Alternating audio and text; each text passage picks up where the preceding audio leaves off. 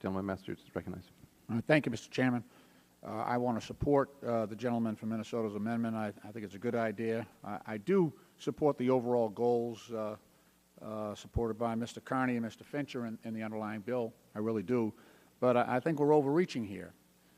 Remember what we're asking for here. We're asking that once every 3 years that these companies, these IPOs, conduct a transparent vote on executive pay and a golden parachute retirement system for their executives.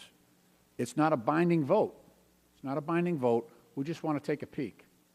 We want to have the shareholders have an opportunity. This is a very light touch. I remember in 2009 when we put in Say on Pay, the reason that it's once every 3 years, the reason that it's non-binding was it was a light touch. It was just to get a peek at this. And I remember back in 2008, 2009, there were a lot of people on both sides of the aisle that were very, very surprised at the level of executive compensation for many of these corporations. So to paint this as a snooze when there was all kinds of fury going on about executive compensation back then, I think is missing the point. Look, I'm fully supportive of the underlying goals. We have to ask, is eliminating a non-binding vote on executive compensation once every 3 years, is that inhibiting these IPOs from going forward and creating jobs and doing all the things that we agree about? I don't think so. Having one vote every 3 years, non-binding. Look, and as far as the cost goes, they have annual shareholder meetings anyway. So they have the annual shareholder meeting anyway, even if they don't have a vote. All you're doing is putting a vote on compensation out there. These are the very companies that we know the least about. They're new companies. They're smaller companies. They're emerging companies. These are the ones where, unfortunately, some folks on these IPOs have really been hyping these IPOs. There's not a lot of history there. There's not a lot of data.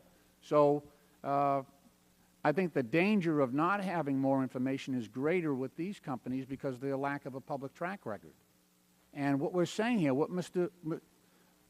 Ellison is saying here is, you know, we've got a balance. Sure, let's create this on-ramp. Let's help these IPOs get started. Let's remove the real barriers. But is this a real barrier, making them have a vote on executive compensation, a non-binding vote once every 3 years? I don't think so. I think this is a reasonable request. They're having the shareholder meeting anyway. Let them vote on it. And it'll avoid the embarrassment of having, you know, some, I'm not saying the usual people in this industry, but you do have those bad actors. And I think folks act a lot differently when there's somebody looking over their shoulder at what they're doing. And that's what Mr. Ellison's amendment would do. And also, just in closing, I know that a number of my friends on the other side of the aisle have made a comparison between the 1990s and the number of IPOs and 2008, 2009, 2010, the number of IPOs. We got to remember, back in the mid-1990s, 93, that's the middle of the dot-com bubble. We had all kinds of IPOs flying around here, and a lot of them were totally bogus and led to a complete financial disaster with respect to that industry. And comparing those years, the bubble years, with the economic crisis that we got into after 2008, I think it really is a very weak foundation on which to base your argument. I think there are better arguments for your position in terms of building this on-ramp, but I wouldn't hang my hat on that. That's all I have, Mr. Chairman. I appreciate the time, and I yield back. And I thank you. And the gentleman yields back. Is there other discussion on